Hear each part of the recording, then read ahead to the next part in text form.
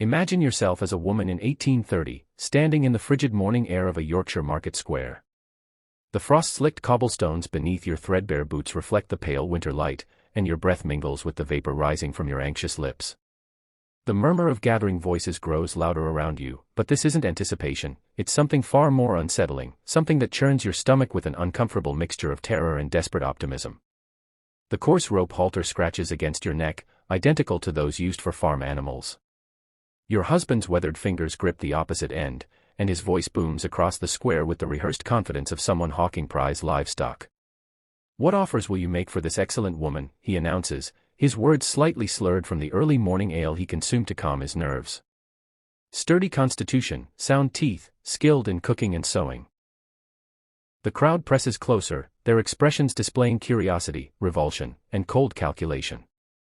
Several men step forward to inspect you as they would examine a horse at auction, scrutinizing your hands for the calluses that prove your capacity for labor, studying your features to assess whether you're attractive enough to share their bed.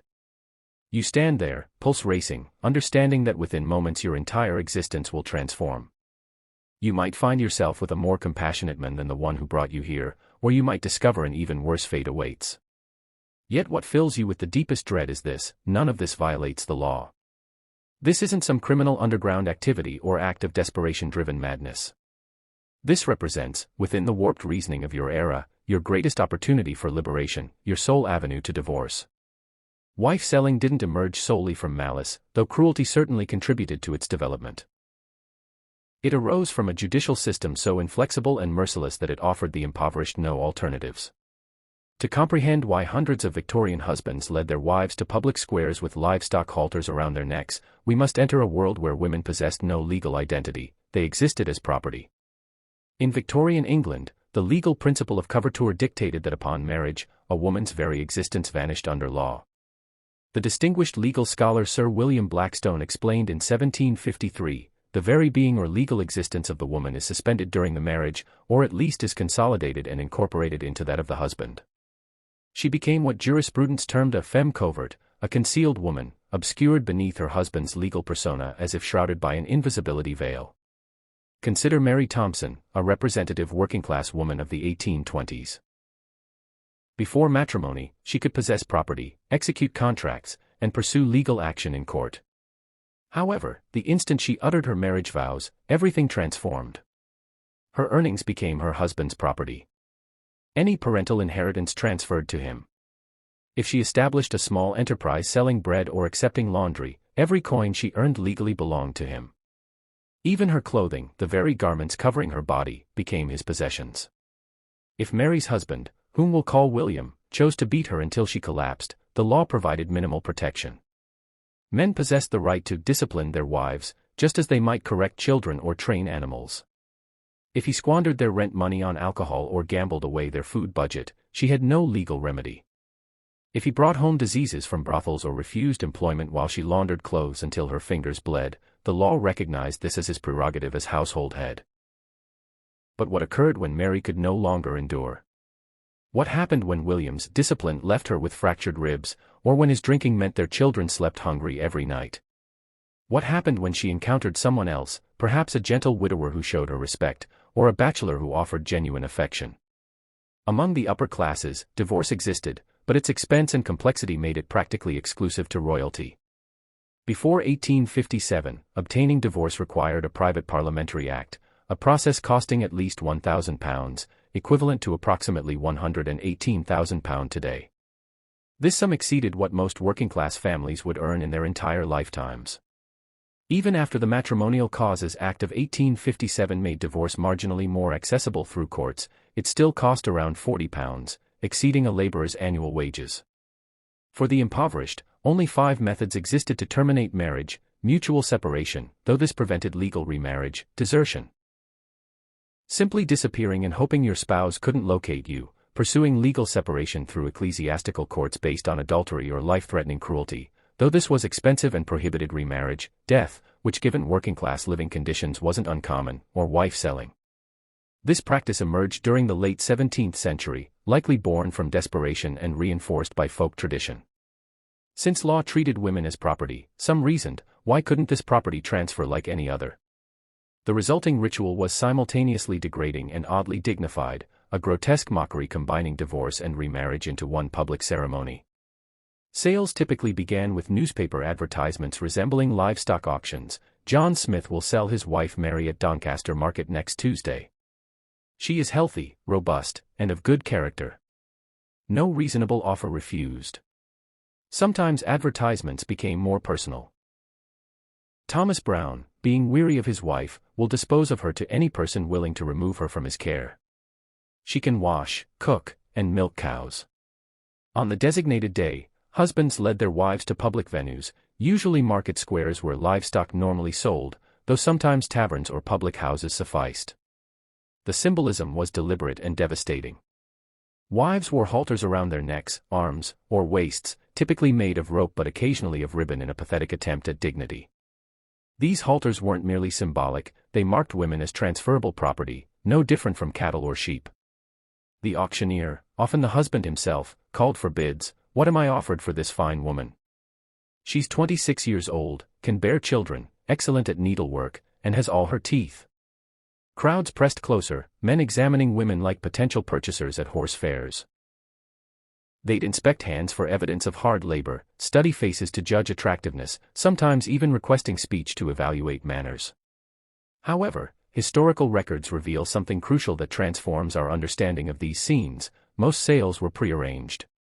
Buyers were often women's lovers, and sales functioned as consensual divorce and remarriage combined into one public ceremony. The humiliation was genuine, but it served a purpose, making separations publicly witnessed and, in participants' minds, legally binding. Consider the documented Brighton case from 1826. A man led his tidy-looking woman to market and sold her for £5 to a sailor. The newspaper reported that she seemed nothing loath to go, and that the transaction was conducted with every appearance of good humor. The sailor had likely courted her for months, and all three parties viewed the sale as their only method to legally terminate one relationship and begin another. At Whitlock Market in 1830, a wife sold for 2 shillings and 6 insisted the transaction proceed despite her husband's last-minute doubts. She flipped her a good man's face and declared, "Let be, you rogue. I will be sold. I want a change." Her voice echoes across centuries, determined, fierce, seizing what little agency the law permitted her. Sale prices varied dramatically, from a high of £100 plus £25 per child, equivalent to over £18,000 today, to as little as a glass of ale. Most sales ranged between 2 shillings and 6 to 5 shillings, roughly £20 to £50 in contemporary terms. However, money wasn't the primary concern. What mattered was the transaction's public nature, witnessed by dozens or sometimes hundreds of people who could later testify that the woman had been legally transferred from one man to another. The halter itself carried profound symbolic meaning. After sales concluded, it was handed to new husbands as proof the transaction was complete. This wasn't mere theater, it was a desperate attempt to create legal validity where none existed. Participants needed to believe, and convince their communities, that their actions were legitimate. Sometimes rituals became more elaborate. Bills of sale were drafted and signed, using language borrowed from actual property transfers. I, John Parsons, for and in consideration of the sum of £6 and 6 shillings in hand paid, do sell, assign, and set over unto John Tucker, and Parsons, wife of the said John Parsons, with all right, property, claim, services, and demands whatsoever during the term of the natural life of her, the said and Parsons. Ceremonies often concluded with all parties visiting the nearest pub for a wedding feast funded by new husbands. Church bells might even ring, as documented in one 1827 case. Communities, starved for entertainment and drama, treated these occasions as public spectacles. Crowds of hundreds might gather, viewing sales as combinations of theater, legal proceeding, and carnival. But not every wife sale represented consensual arrangements between lovers seeking legitimacy. Some were genuine auctions where women found themselves bid upon by strangers. In March 1766, a Southwark carpenter sold his wife, in a fit of conjugal indifference, at an alehouse. When he sobered up and asked her to return, she refused, and he hanged himself. The desperation driving both the sale and its aftermath speaks to the impossible situations these legal restrictions created. In 1824, in Manchester, a wife was knocked down for 5 shillings, but not liking the purchaser, she was put up again for 3 shillings and a quart of ale. The woman's voice mattered. She could refuse buyers she found unsuitable, but imagine the terror of standing there while strangers bid on you like livestock, knowing your future depended on which man was willing to pay the most. The practice flourished particularly in Yorkshire, where 27 of the 108 documented Victorian-era wife sales occurred. In May 1837, a Halifax blacksmith named G. first sold his wife for a shilling, then repurchased her, then resold her to a married man for half a crown. When the wife came in on learning the fact, she responded by mauling her faithless spouse rather severely, a detail suggesting she hadn't consented to any of these transactions. The most elaborate sales drew enormous crowds. In December 1849, in Goole, when Ashton discovered his wife had eloped with her lover while he was hospitalized, he tracked them down and arranged a public sale. The Yorkshire crowd gathered to watch as the buxom young woman was sold to her paramour for 5 shillings and 9 pence, after a little spirited competition. Before departing with her new partner, she snapped her fingers at her ex-husband and declared, "There. Good for naught. That's more than you would fetch." Even children weren't exempt from this trade. Wives were sometimes sold with their children included in the price, like accessories to the main purchase. In 1865, a woman and her 2 children sold for £100 plus £25 each for the children, a sum representing several years' wages for working men. Buyers assumed not just wives but entire families, with all accompanying financial responsibilities. Authorities' responses to wife selling were inconsistent and often confused. Legally, the practice lacked any foundation. It essentially constituted conspiracy to commit adultery, followed by bigamy when new couples married. Yet many local officials seemed uncertain about their intervention authority. In 1819, when a magistrate attempted to prevent a sale in Ashbourne, Derby, he was pelted and driven away by the crowd. Later, he admitted his uncertainty. "As to the act of selling itself, I do not think I have a right to prevent it, because it rests upon a custom preserved by the people, of which perhaps it would be dangerous to deprive them by any law for that purpose."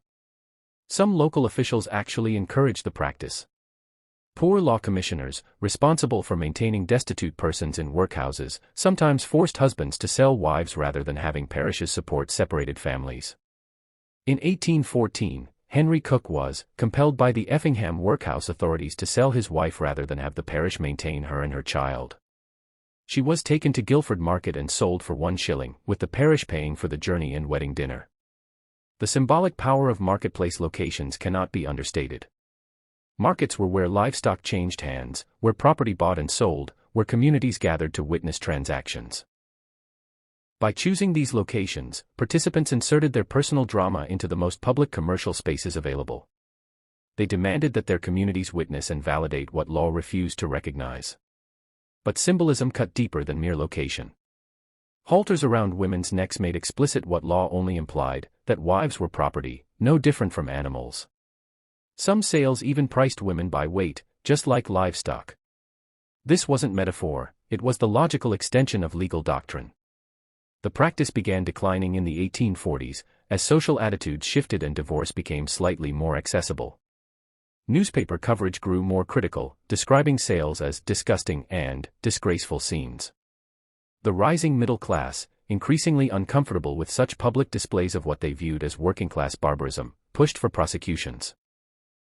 By the 1850s, more sales were conducted privately by deed rather than public auction, as participants tried maintaining legal fiction while avoiding public shame.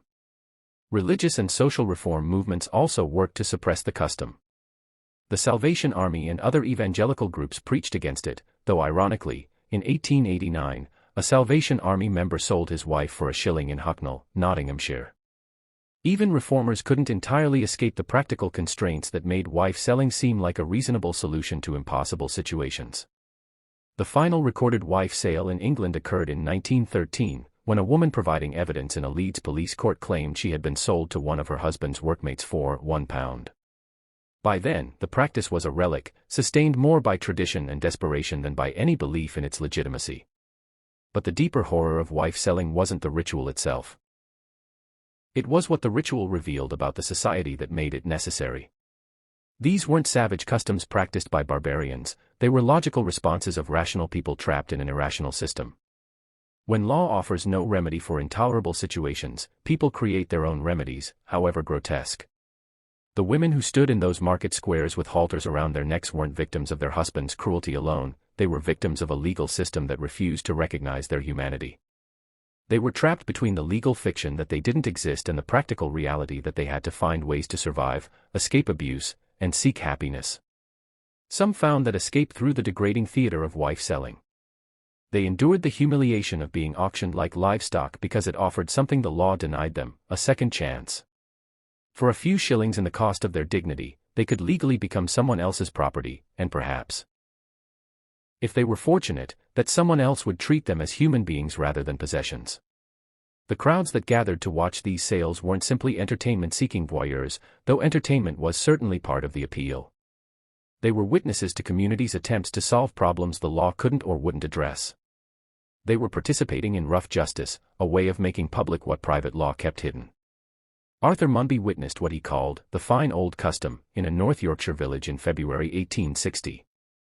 An elderly man sold his considerably younger wife to a middle-aged purchaser for 18 pence. The buyer had thought about making a bid, and at length decided that the act was proper and lawful. But villagers disagreed. They burned the pair in effigy on the green, suggesting that even in communities where wife-selling persisted, it was controversial and morally complicated. The practice crossed class lines more than Victorian middle-class commentators wanted to admit. The Duke of Chandos reportedly bought his second wife from a collier around 1740, paying half a crown for a woman his innkeeper was beating. The Duke had her educated, married her after her first husband died, and by all accounts they lived happily together. Her deathbed speech to her household, telling them her history and drawing from it a touching moral of reliance on Providence, suggests that even aristocratic wife-selling could lead to genuine love and respect. These stories complicate our understanding of what wife-selling meant to practitioners. Yes, it was degrading and humiliating. Yes, it treated women as property in the most literal way possible. But it was also, in its twisted way, a form of liberation. It offered escape from marriages that might otherwise have meant lifelong misery or death. Historical records suggest many wives actively participated in arranging their own sales. In Plymouth in 1822, a woman provided money for her agent to buy her out of her marriage. In numerous cases, wives insisted on sales when husbands had second thoughts. They weren't passive victims being traded against their will, they were active participants in the only form of divorce available to them. This doesn't make the practice any less horrifying, but it helps us understand why it persisted for over 2 centuries. Wife-selling wasn't just about men disposing of unwanted wives, it was about families trying to solve impossible problems with the only tools available to them. The broader context makes the practice even more tragic. This was an era when working men might earn 10 shillings weekly, when families lived in single rooms without running water, when children as young as 6 worked in factories for 12 hours daily. Life was brutal, short, and offered few choices. Marriage, which for the wealthy might offer companionship and social advancement, was for the poor often just another form of economic arrangement. When that economic arrangement failed, when husbands drank away household money, when wives couldn't bear children, when violence made home life unbearable, the poor had nowhere to turn. The church offered moral guidance but no practical solutions. The law offered punishment but no relief. Only the rough justice of community-sanctioned wife-selling offered a way out. Newspaper accounts of these sales, written primarily by middle-class journalists for middle-class readers, often drip with condescension and moral outrage. They describe participants as brutish and degraded, crowds as savage and voyeuristic. But between the lines, we can read stories of desperate people making impossible choices with as much dignity as they could muster. When we look back at wife-selling from our modern perspective, it's easy to focus on cruelty and degradation. The image of a woman with rope around her neck being auctioned like livestock strikes us as the ultimate symbol of female oppression. And it was. But it was also something else. It was communities' attempts to create justice where law offered none. It was desperate people's way of claiming agency in systems designed to deny them choices. It was rough, imperfect, often cruel, but it was also the only form of divorce available to the poor. The practice died out not because society suddenly became more enlightened about women's rights, but because legal divorce became slightly more accessible and because changing economic conditions gave women other options. The Married Women's Property Acts of 1870 and 1882 began chipping away at coverture, allowing wives to keep their earnings and inherit property. Slowly, Very slowly, law began recognizing that women were people rather than property. But for women who stood in those market squares in the early 19th century, with halters around their necks and crowds pressing close to examine them like livestock, those changes came too late. They lived in a world that offered them no legal identity, no right to their own earnings, no escape from violent or miserable marriages except through the degrading theater of public sale. Their stories remind us that progress isn't inevitable, that legal rights we take for granted were hard-won and came at enormous cost. They remind us that when systems fail to provide justice, people will create their own forms of justice, however imperfect or morally troubling. As you sit in your comfortable modern life, with your legal right to divorce, your ability to own property, your recognition as a full person under law, remember the women who bought their freedom for a few shillings and the price of their dignity in the market squares of Victorian England. Remember that the rights you enjoy were built on the suffering of women who had no choice but to wear halters around their necks and hope that someone, anyone, would treat them more kindly than the law did. The last echoes of those market square auctions died out over a century ago, but they leave us with uncomfortable questions about the systems we've built and the people those systems fail. They remind us that behind every grotesque historical practice, there are human stories of survival, desperation, and the endless search for something better, even when that something better comes at an almost unbearable cost.